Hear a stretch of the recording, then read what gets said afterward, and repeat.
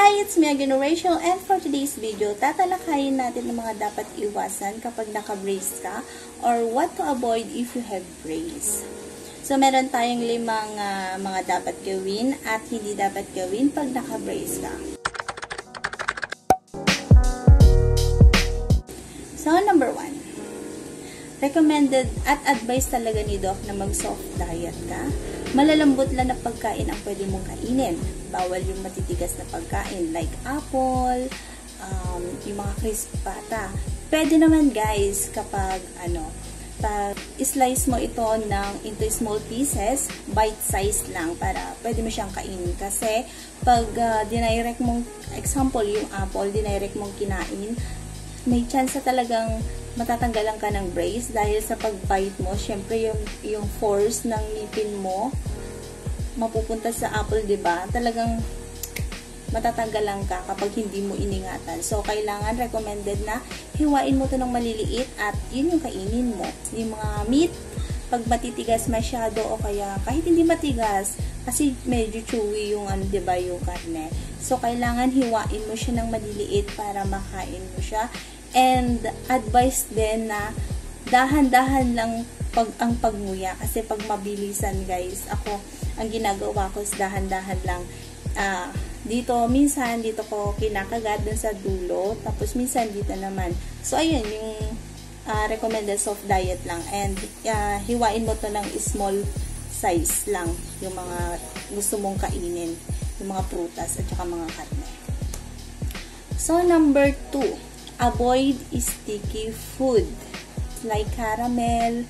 Yan guys, 'di ba yung caramel pag kinagat mo pero medyo madikit, malagkit, didikit sa ngipin mo, may chance na didikit din yung bracket mo at masasama pag hinila mo yung pagkain na caramel, guys, masasama. So matatanggal yung bracket mo sa ipin kasi yung force na paghila mo, hindi mo dinahandahan at malalagkitan pa yung hipin mo, 'di ba? So ayun, may chance na talaga matanggalan.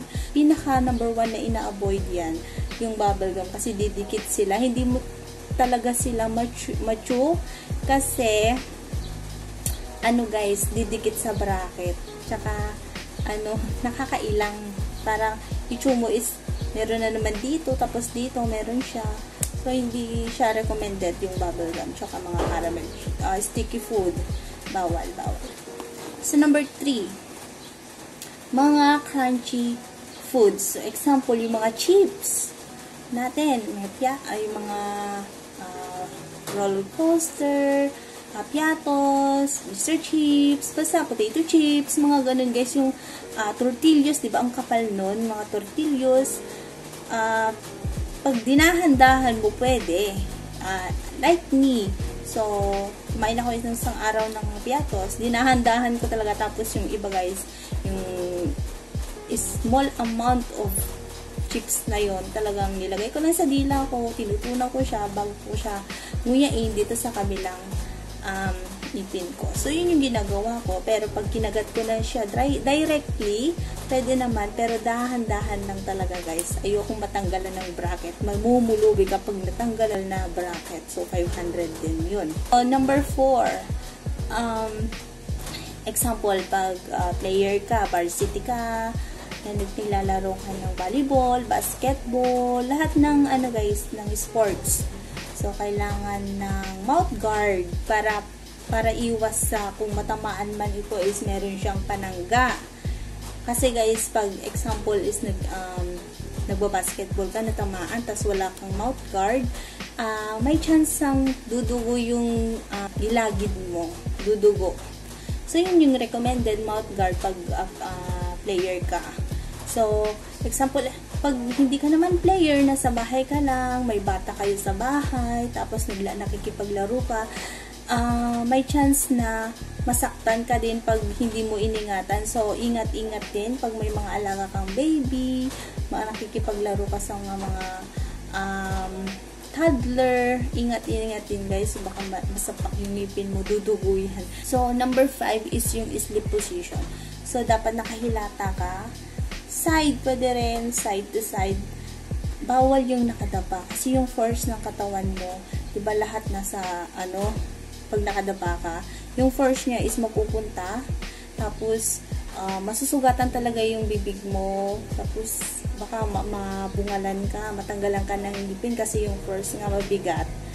Tapos, yung bracket, matatanggalan. Yung sa gilagid mo, guys, baka masugatan pa kasi yung first ng bigat. Yun yung iniiwasan.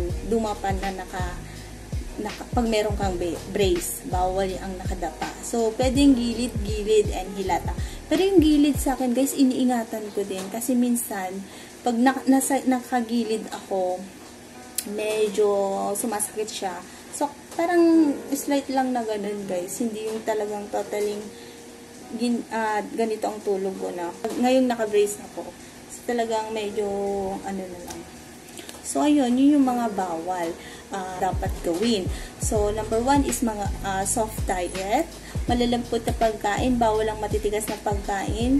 Number 2 is avoid sticky foods or chewy candies like caramel, bubble gum. So, number 3, crunchy foods, yung mga chips, yung mga potato chips, tortillas, ganun guys. Number 4 is yung if player ka, varsity player ka, mga guys, mag-mouth guard ka para iwas na-aksidente yung ngipin mo. So, number 5, yung sleep position. So, bawal nakadapa. So, yun yung mga do's and don'ts if naka-brace ka. Yun lang naman yung mga advice ng doc. Sa experience ko din ha. Tsaka yung mga na-research ko guys, ganun talaga. Yun yung mga hindi pwedeng gawin. Tsaka dapat gawin. So, sana nakapagbigay ako ng idea at nasagot ko yung mga tanong nyo kung ano yung mga dapat gawin, mga dapat iwasan kapag meron kang brace. So, sana panoorin nyo yung unang topic ko about brace. So, dalawa na yun. So, pangatlo na ngayon. Sana na-enjoy nyo itong vlog na ito. Sana magkita-kita ulit tayo sa susunod na episode ko. See you on my next vlog. Bye!